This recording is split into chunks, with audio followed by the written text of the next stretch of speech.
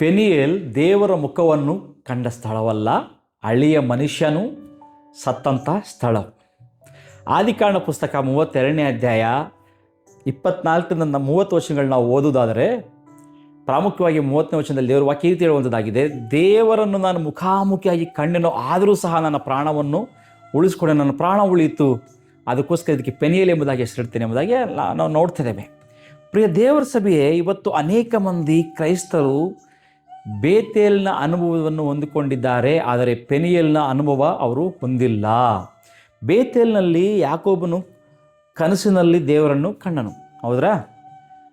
ಆದರೆ ಪೆನಿಯೇಲ್ನಲ್ಲಿ ಅವನು ದೇವರೊಂದಿಗೆ ಮುಖಾಮುಖಿಯಾಗಿ ಹೋರಾಡಿದನೆಂಬ ಸತ್ಯವನ್ನು ಇಲ್ಲಿ ನಾವು ನೋಡ್ತಾ ಇದ್ದೇವೆ. ಪ್ರಿಯರೇ, ಬೇತೇಲ್ ನಿನಗೆ ಒಂದು ವೇಳೆ ಪ್ರಕಟಣೆ ಕೊಡುವಂಥ ಸ್ಥಳವಾಗಿದ್ದರೆ, ಆದರೆ ಪೆನಿಯೇಲ್ ನಿನಗೆ ರೂಪಾಂತರ ಅಂದರೆ ಟ್ರಾನ್ಸ್ಫಾರ್ಮೇಷನ್ ಕೊಡುವಂಥ ಸ್ಥಳವಾಗಿ ಇಲ್ಲಿ ನಾವು ನೋಡ್ತಾ ಇದ್ದೇವೆ. ದೇವರನ್ನು ನಿಜವಾಗಲೂ ನಾವು ಗಮನಿಸುವಾಗ ದೇವರು ನಮ್ಮ ಜೀವನವನ್ನು ಬದಲಾಯಿಸುವ ಮೊದಲು ನಮ್ಮನ್ನು ಆತನು ಬದಲಾಯಿಸಲು ಇಚ್ಛಿಸುವಂಥ ದೇವರಾಗಿದ್ದಾನೆ. ಪ್ರಿಯರೇ, ಮತ್ತೆ ಒಂದು ಹೇಳ್ತಿದ್ದೀನಿ ನಾನು, ದೇವರು ನಮ್ಮ ಜೀವನವನ್ನು ಬದಲಾಯಿಸುವ ಮೊದಲು ನಮ್ಮನ್ನು ಬದಲಾಯಿಸಲು ಇಷ್ಟಪಡುವಂಥ ದೇವರಾಗಿದ್ದಾನೆ. ಮೊಟ್ಟ ಮೊದಲನೇ ವಿಷಯ ನಾವು ನೋಡುವಾಗ, ಪೆನಿಯೇಲ್ಗೆ ಹೋಗುವ ಮೊದಲು ಯಾಕೋಬನು ಎಲ್ಲವನ್ನೂ ಬಿಟ್ಟು ಒಬ್ಬನೇ ಉಳ್ಕೊಂಡಿದ್ದಾನೆ.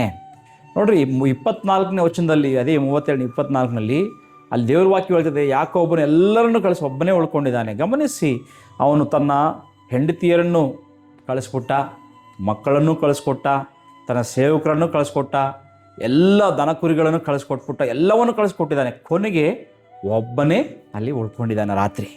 ಪ್ರಿಯರು, ಯಾಕೆಂದರೆ ದೇವರು ಜನರ ಮಧ್ಯದಲ್ಲಿ ಆಶೀರ್ವದಿಸಬಹುದು ಹೊರತು, ಗಮನಿಸಿದರೆ, ಆದರೆ ನಿನ್ನನ್ನು ಬದಲಾಯಿಸುವಂಥದ್ದು ಮಾತ್ರ ಏಕಾಂತದಲ್ಲಿ. ಈ ಸತ್ಯವನ್ನು ನಾವು ಗ್ರಹಿಸಿಕೊಳ್ಬೇಕು. ಪ್ರಿಯರೇ, ನೋಡ್ರಿ, ನಮ್ಮ ದೊಡ್ಡ ಸಮಸ್ಯೆ ಏನಪ್ಪ ಅಂದರೆ, ನಾವು ದೇವರೊಂದಿಗೆ ಸಮಯ ಕಳೆಯುವುದಕ್ಕಿಂತ ಇವತ್ತು ಪ್ರಪಂಚದೊಟ್ಟಿಗೆ ಅಥವಾ ಮನುಷ್ಯರೊಟ್ಟಿಗೆ ಸಮಯ ಕಳೆಯುವುದೇ ಜಾಸ್ತಿ ಆಗಿಬಿಟ್ಟಿದೆ. ಪ್ರಿಯರೇ, ಹೌದ್ರಾ? ನೋಡ್ರಿ, ಉಜ್ಜೀವನ ಜನಸಮೂಹದಲ್ಲಿ ಹುಟ್ಟುವಂಥದ್ದಲ್ಲ, ಆದರೆ ದೇವರ ಸನ್ನಿಧಾನದಲ್ಲಿ ಏಕಾಂತದಲ್ಲಿ ಅದು ಹುಟ್ಟುವಂಥದ್ದಾಗಿದೆ. ಯಾವಾಗ ನೀನು ಆತನೊಟ್ಟಿಗೆ ಇಂಟಿಮಸಿಯನ್ನು ಬೆಳೆಸ್ಕೊಳ್ತೀಯೋ ಅದು ಅವಾಗ ಹುಟ್ಟುವಂಥದ್ದಾಗಿದೆ. ಈ ಸತ್ಯವನ್ನು ನಾವು ಗ್ರಹಿಸ್ಕೋಬೇಕು. ಎರಡನೇ ವಿಷಯ ನಾವು ಗಮನಿಸುವಾಗ, ದೇವರು ಯಾಕೋಬನೊಂದಿಗೆ ಹೋರಾಡಲಿಲ್ಲ, ಯಾಕೋಬನೊಳಗಿದ್ದ ಹಳೆಯ ಮನುಷ್ಯನೊಂದಿಗೆ ಹೋರಾಡಿದ್ದಾನೆ. ನೋಡ್ರಿ, ಇಡೀ ರಾತ್ರಿ ಹೋರಾಟ ನಡೀತು.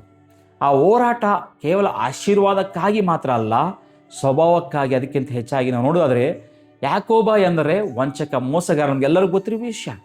ತನ್ನ ಬುದ್ಧಿಯಿಂದ ಬದುಕುವ ಅಂದರೆ it is just like A parasite ಎಂಬುದಾಗಿ ಹೇಳಬಹುದು. ಪ್ರಿಯರೇ, ದೇವರು ಕೇಳಿದನು, ನಿನ್ನ ಹೆಸರೇನು? ದೇವರಿಗೂ ಗೊತ್ತಿರಲಿಲ್ವೇ? ಗೊತ್ತಿತ್ತು. ಆದರೆ ಯಾಕೋಬನು ತನ್ನ ನಿಜ ಸ್ಥಿತಿಯನ್ನು ಒಪ್ಪಿಕೊಳ್ಳಲೇಬೇಕಾಗಿತ್ತಲ್ಲಿ. ರಿವೈವಲ್ ಅಥವಾ ಉಜ್ಜೀವನ ಆರಂಭವಾಗುವಂಥದ್ದು ನಾವು ನಮ್ಮ ಪಾಪಗಳನ್ನು ಸಮರ್ಥಿಸಿಕೊಳ್ಳುವುದನ್ನು ನಿಲ್ಲಿಸಿ ಅದನ್ನು ಒಪ್ಪಿಕೊಳ್ಳುವಾಗ ಮಾತ್ರ. ಈ ಸತ್ಯವನ್ನು ಗ್ರಹಿಸ್ಕೋಬೇಕು. ಪ್ರಿಯರೇ, ಮೂರನೇ ವಿಷಯಕ್ಕೆ ನಾವು ಹೋಗುವುದಾದರೆ, ದೇವರು ಅವನ ಹೆಸರನ್ನು ಬದಲಾಯಿಸಿದನು, ಯಾಕಂದರೆ ಅವನ ಭವಿಷ್ಯತ್ತನ್ನು ಬದಲಾಯಿಸ್ತಿದ್ದನು. ನೋಡ್ರಿ, ಇನ್ನು ಮುಂದೆ ನೀನು ಯಾಕೋಬನಲ್ಲ, ಇಸ್ರಾಯೇಲ್. ಯಾಕೋಬ ಅಂದರೆ ಮನುಷ್ಯನ ಮೇಲೆ ಉಳ್ಳಂಥ ಜೀವನ. ಇಸ್ರಾಯೇಲ್ ಅಂದರೆ ದೇವರೊಂದಿಗೆ ಹೋರಾಡಿ ಜಯ ಹೊಂದಿದವನು ಎಂಬುದಾಗಿ ನಾವು ಗಮನಿಸುವಾಗ, ದೇವರು ಆತನ ಪರಿಸ್ಥಿತಿಯನ್ನು ಮೊದಲು ಬದಲಾಯಿಸಲಿಲ್ಲ, ಅವನ ಗುರುತನ್ನು ಬದಲಾಯಿಸಿದನು. ನಮ್ಮ ಸಮಸ್ಯೆ ಏನೆಂಬ ಈಗಿನ ಕಾಲದಲ್ಲಿ ನಮ್ಮ ಸಮಸ್ಯೆ ಏನಂದರೆ, ನಾವು ಗಮನಿಸುವಾಗ ನಾವು ಹೇಳುವುದು, ಕರ್ತನೇ ನನ್ನ ಪರಿಸ್ಥಿತಿಯನ್ನು ಬದಲಾಯಿಸು. ಆದರೆ ದೇವರು ಏನು ಹೇಳ್ತಾನೆ ಗೊತ್ತಾ? ಮೊದಲು ನಿನ್ನ ಹೃದಯವನ್ನು ಬದಲಾಯಿಸ್ತೇನೆ ನಾನು. ಮತ್ತನು ಹೇಳುವಂಥದ್ದು ಅದೇ, ಮೊದಲು ನಾನು ನಿನ್ನ ಹೃದಯವನ್ನು ಬದಲಾಯಿಸುವಂಥವನಾಗಿದ್ದೇನೆ, ಪರಿಸ್ಥಿತಿ ಅಲ್ಲ. ನಾಲ್ಕನೇ ವಿಷಯ ನೋಡ್ರಿ, ಪೆನಿಯೇಲ್ ನಂತರ ಯಾಕೋಬನು ಕುಂಟುತ್ತಾ ನಡೀತಾ ಇದ್ದಾನಪ್ಪ. ಇದು ಒಂದು ನಿಜ ಗಮನಿಸುವಾಗ ಒಂದು ಸೋಲಿನ ಗುರುತು ಅಲ್ಲ ಪ್ರಿಯರೇ, ಇದು ದೇವರ ಸ್ಪರ್ಶದ ಗುರುತು ಎಂಬುದಾಗಿ ನಾವು ಅರ್ಥ ಮಾಡ್ಕೋಬೇಕು.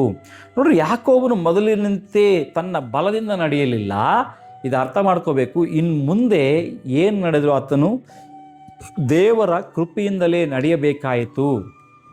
ಅಂದರೆ ದೇವರು ಕೆಲವೊಮ್ಮೆ ನಮ್ಮ ಅಹಂಕಾರವನ್ನು ಮುರಿಯುತ್ತಾನೆ, ಯಾಕಂದರೆ ನಮ್ಮ ಬಲಕ್ಕಿಂತ ಆತನ ಕೃಪೆಯೇ ದೊಡ್ಡದು ಎಂದು ಕಲಿಸಿಕೊಳ್ಳಿಕ್ಕೆ.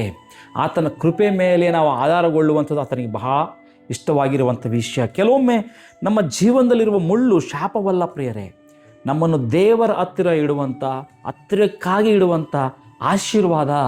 ಇವತ್ತು ನಮ್ಮ ಜೀವನದಲ್ಲಿ ಒಂದು ವೇಳೆ ಯಾವ ಪೆನಿಯಲ್ಲಿ ನಡೀತಾ ಇದೆ, ಕುಟುಂಬದ ಸಮಸ್ಯೆಯೋ, ಅನಾರೋಗ್ಯವೋ, ಯಾವುದಿದೆ ಇವತ್ತು, ಆರ್ಥಿಕ ಸಂಕಷ್ಟವೋ, ಪರಿಚಾರಿಕೆಯಲ್ಲಿನ ಒಂದು ಹೋರಾಟವ ಸೇವೆಯಲ್ಲಿ, ಅಥವಾ ನೀನು ಇನ್ನು ಬೇರೆ ಯಾವುದಾದ್ರೂ ಸಮಸ್ಯೆಯಲ್ಲಿ ಸಿಲುಕಿದೆಯಾ?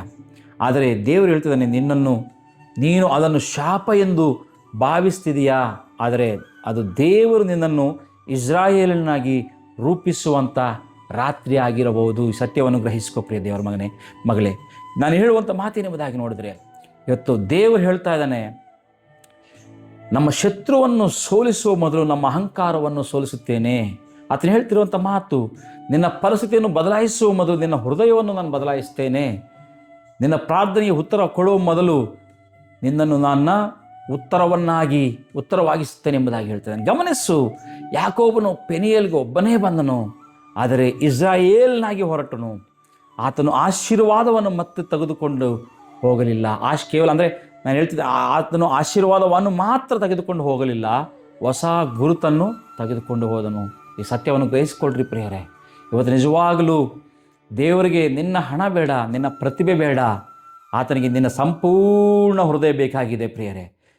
ಒಂದು ವೇಳೆ ನಿಜವಾಗಲೂ ನಾವು ಈ ರೀತಿ ಇವತ್ತು ಪ್ರಾರ್ಥಿಸುವುದಾದರೆ, ಕರ್ತನೇ ನನಗೆ ಬೇತೇಲಿನ ಅನುಭವ ಮಾತ್ರ ಸಾಕಾಗುವುದಿಲ್ಲಪ್ಪ, ನನಗೆ ಪೆನುವೇಲಿನ ರೂಪಾಂತರ ಕೂಡ ಬೇಕು ಎಂಬ ಪ್ರಾರ್ಥಿಸುವುದಾದರೆ, ನಿಜವಾಗಲೂ ನನ್ನ ಪರಿಸ್ಥಿತಿಗಿಂತ ಮೊದಲು ನನ್ನ ಹೃದಯವನ್ನು ಬದಲಾಯಿಸಿ ಎಂಬುದಾಗಿ ನಾವು ಕೇಳುವುದಾದರೆ, ನನ್ನ ಹೆಸರಿಗಿಂತ ಮೊದಲು ನನ್ನ ಸ್ವಭಾವವನ್ನು ಬದಲಾಯಿಸುವಂತ ಕೇಳುವುದಾದರೆ, ನನ್ನ ಅಹಂಕಾರವನ್ನು ಮುರಿದು ನನ್ನ ಸ್ವಾರ್ಥವನ್ನು ಕೊಲ್ಲು, ನನ್ನ ಪವಿತ್ರಾತ್ಮನ ಅಗ್ನಿಯಿಂದ ತುಂಬಿಸು ಎಂಬುದಾಗಿ ನಾವು ಕೇಳುವುದಾದರೆ, ನಾನು ಯಾಕೋಬನಾಗಿ ಬದುಕಲಿಕ್ಕೆ ಬಯಸುವುದಿಲ್ಲಪ್ಪ ಎಂಬುದಾಗಿ ನಾವು ಕೇಳುವುದಾದರೆ, ಇಸ್ರಾಯೇಲ್ನಾಗಿ ಎದ್ದು ನಿಲ್ಲಲು ನಾನು ಬಯಸುತ್ತೇನೆ ಎಂಬುದಾಗಿ ನಾನು ಕೇಳುವುದಾದರೆ, ನನ್ನ ಜೀವನವೇ ನಿನ್ನ ಮಹಿಮೆಯನ್ನು ಪ್ರಕಟಿಸಲಿ ಎಂದು ನಾವು ಕೇಳುವುದಾದರೆ, ಖಂಡಿತವಾಗಿಯೂ ಯಾಕೋಬನ ಜೀವನದಲ್ಲಿ ನಡೆದಿರುವಂಥ ಶ್ರೇಷ್ಠ ಅದ್ಭುತ ಕಾರ್ಯಗಳು ಇವತ್ತು ನಮ್ಮ ಜೀವನದಲ್ಲಿ ಆತನು ಮಾಡಲಿಕ್ಕೆ ಶಕ್ತನಾಗಿದ್ದಾನೆ ಪ್ರಿಯರೇ. ಪೆನಿಯಲ್ನಲ್ಲಿ ದೇವರನ್ನು ನೋಡುವವರು ಮಾತ್ರವಲ್ಲ, ತಮ್ಮನ್ನು ಕಳೆದುಕೊಳ್ಳುವವರು ದೇವರ ಮಹಿಮೆಯನ್ನು ಹೊತ್ತು ನಡೆಯುತ್ತಾರೆ. ದೇವರು ನಿನ್ನ ಸಮಸ್ಯೆಯನ್ನು ಮಾತ್ರ ಬದಲಾಯಿಸುವುದಿಲ್ಲ, ನಿನ್ನನ್ನು ಹೊಸ ವ್ಯಕ್ತಿಯಾಗಿ ರೂಪಿಸಲು ಬಯಸುತ್ತಾನೆ. ದೇವರು ನಮ್ಮನ್ನು ಆಶೀರ್ವಾದ ಮಾಡಲಿ.